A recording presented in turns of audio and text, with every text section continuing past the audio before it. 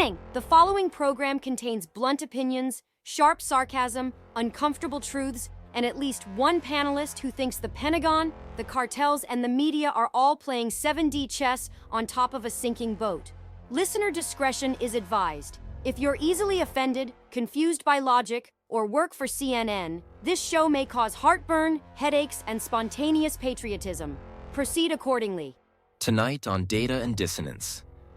Washington loses its mind as Democrats accuse Defense Secretary Pete Hegseth of committing war crimes after a U.S. strike sinks a Venezuelan narco boat smuggling cartel-connected militants across contested waters.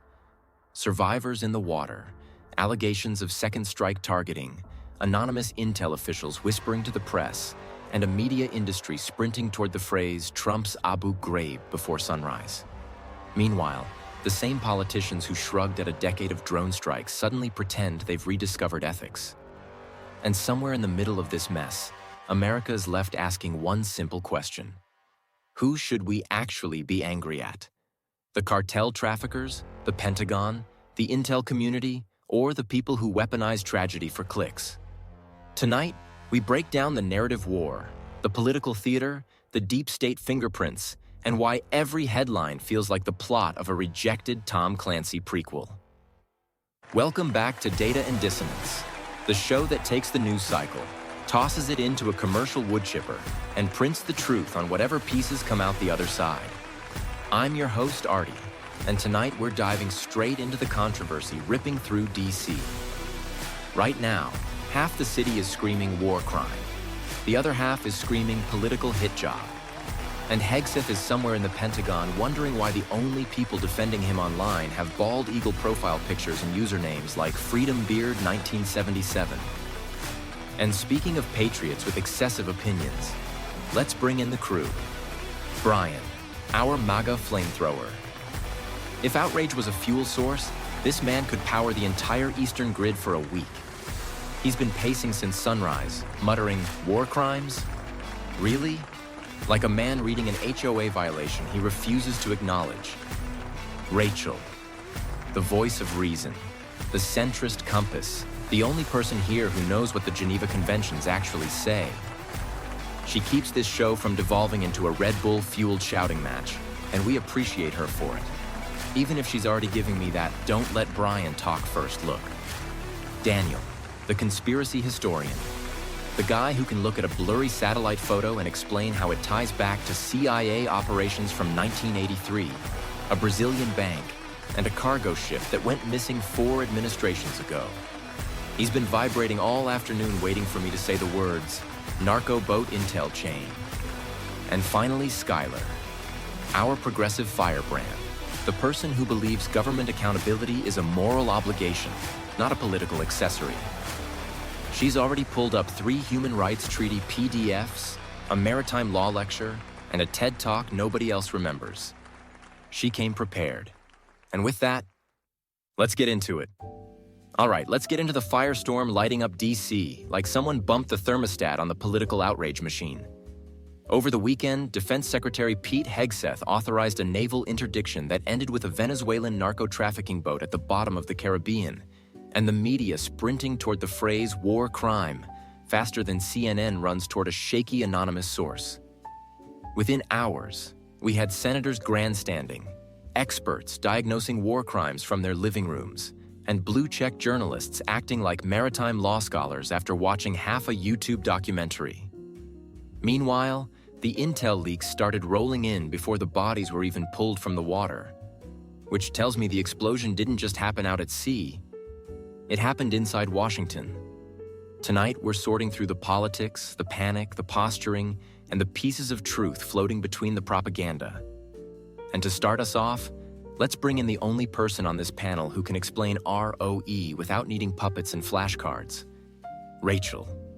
Artie, the thing everyone's missing, especially the networks frothing at the mouth for a primetime scandal, is that maritime interdiction exists in a legal and moral gray zone that requires precision, not political theater.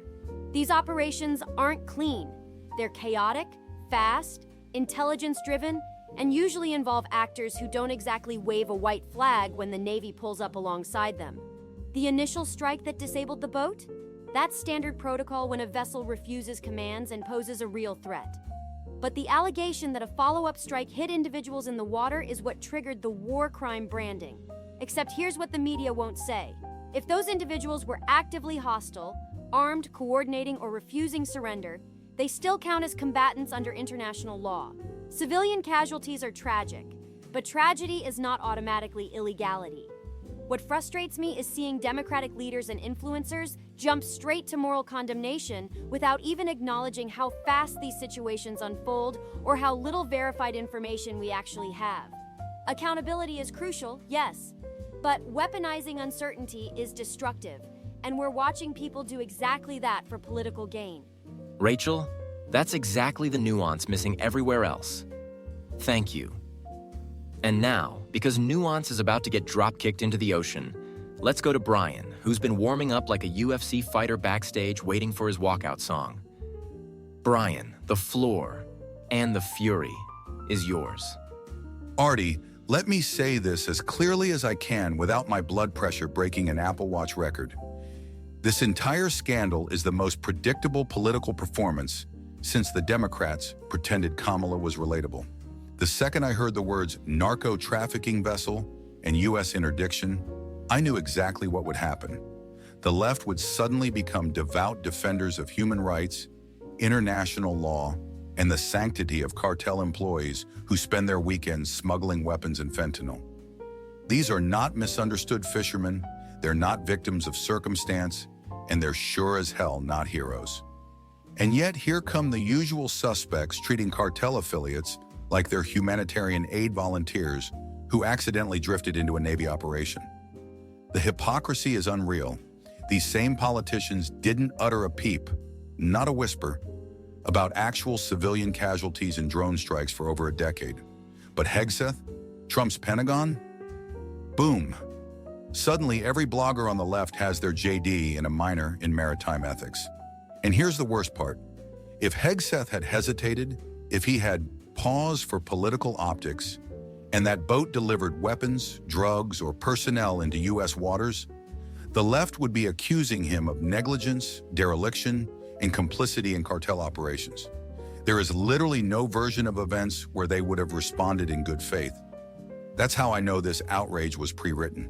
It was sitting in the cloud waiting for whatever operation happened next. Democrats aren't mad about the strike. They're mad they didn't get to direct it. And now they're using cartel casualties as political weapons, which ironically is the closest they've ever come to taking down a cartel. Brian, when you get going, it's like watching a propane tank roll downhill toward a bonfire.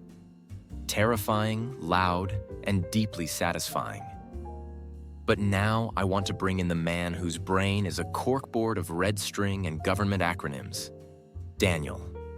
Because if there's anyone who looked at this story and immediately said, interesting timing, it's him. Daniel, walk us through what's really going on. Artie, let me put this gently. Nothing about the timing, the intel pipeline, the immediate leaks, or the media choreography surrounding this strike is normal. Maritime interdictions don't just go viral unless someone wants them to. And the fact that unnamed intelligence officials were feeding reporters concerns and doubts within hours tells me this wasn't just an operation. It was the opening move in an internal power play. See, Venezuela isn't just a rogue state. It's a geopolitical chess piece tied into the BRICS expansion, the Russian fuel corridor, and a Chinese intelligence foothold. Narco groups operate as shadow proxies for state actors. So when the US hits a vessel tied into that network, you're not just intercepting a boat, you're interrupting a revenue stream, a messaging channel, and a regional leverage pipeline. That creates enemies, and enemies leak. Now combine that with the fact that Hegseth is one of Trump's most aggressively anti-bureaucratic appointees, meaning he's a threat to entrenched intel factions who prefer shadow governance over executive authority. They don't like him, they don't trust him, and they certainly don't want him running counter-cartel operations that bypass their preferred channels. So what do you do when someone disrupts the flow? You don't confront them directly. You undermine them through scandal. You feed the media half-truths and moralizing soundbites. You frame the narrative before the facts land, and you let the outrage machine do the rest. I don't think this is about a boat. I think the boat was the excuse. The real fight is happening in offices with no windows. Daniel, buddy, every time you talk, I feel like I need a compass, a decoder ring, and a shot of whiskey. But damn if it isn't fascinating. Now I want to bring in the person on this panel who actually reads international law for fun, which is alarming but helpful. Skylar. You've heard the big picture takes, the political takes. Now give us the moral and legal spine. Where should America actually stand here? Artie, the part that gets lost in all of this noise is that real human beings died, and their value isn't erased because they were tied to criminal activity. International law doesn't exist to protect perfect people. It exists to prevent a slide into barbarism where governments justify anything by pointing at the worst qualities of their enemies. The question isn't, were they cartel members, but rather, were they still actively hostile when the second strike happened? Because intent matters. Proportionality matters. Clarity matters. And right now, Washington is treating those questions like props in a performance instead of pillars of accountability. What frustrates me is how both sides bend their morals, depending on whose administration is holding the joystick. Democrats excused drone programs for years. Republicans are excusing aggressive interdictions now. That inconsistency is corrosive. But I also agree that the media is poisoning the conversation. They're branding something a war crime before investigators even know what weapon system was used. They're creating outrage faster than the facts can form. It's irresponsible and dangerous. So yes, investigate. Yes, demand clarity. And yes, but stop turning tragedy into campaign capital. We need to stop letting politics dictate what justice looks like. Before we swing into final thoughts, a quick word from the only thing standing between this show and complete madness: Data and Dissonance Coffee. 3 blends, 3 moods, 1 mission. Keep America caffeinated enough to handle the news cycle. High lakes, light roast, bright, smooth, a little citrus kick. Perfect for pretending the world makes sense. Rock Creek, medium roast. Balanced, rich, the coffee equivalent of a firm handshake from a dude named Buck. Bitterroot, dark French roast. Bold, smoky, and strong enough to make you rethink your life choices mid-sip. Grab all 3 at Data and Dissonance at printify.me. Fuel your freedom, 1 mug at a time. At some point, America has to relearn the difference between investigation and accusation. What happened off the Venezuelan coast is serious. People died. A U.S. operation is under scrutiny. That deserves sober analysis, not bloodthirsty political point scoring. But the instant the headlines dropped, the country didn't take a breath, didn't look at the facts, didn't wait for clarity. It sprinted straight into outrage mode. We don't process information anymore. We weaponize it. And whether you're on the left or the right, the reflexive need to assign villain and hero before the truth even lands is tearing our national fabric apart. Accountability means asking hard questions, not pre-writing the verdict because it feels good on social media. What bothers me most isn't the strike itself. It's the way every tragedy becomes fuel in someone's political engine. You can feel the opportunism radiating off the DC class like heat from a busted transformer. They don't care about the victims. They don't care about the ROE. They don't care about the long-term implications of undermining U.S. military action during a global surge in cartel violence. They care about airtime. They care about narrative dominance. They care about being the first to shout outrage loud enough to get a retweet from someone with a checkmark. That's not leadership. That's emotional theater dressed up as moral clarity. But here's the truth this country needs to hear. You can demand accountability without surrendering to hysteria. You can acknowledge the cost of war without vilifying those forced to make impossible decisions in chaotic circumstances. and you can refuse to let politicians turn tragedy into ammunition. America needs a reset, not in policy, but in perspective. Facts first, emotions later, and sanity always. Remember, speak truth. Stir thought. Tonight's episode is brought to you by the Caleb Rourke thriller series, The Covenant Protocol, The Prophet Directive, and dropping December 23rd, Black Echo Rising. Go to Amazon and pre-order your copy today. If you like political intrigue, shadow networks, corrupt power structures, and a protagonist who sees through the lies just like you do, this series belongs on your nightstand. Grab them on Amazon now. Start the journey. Unlock the truth.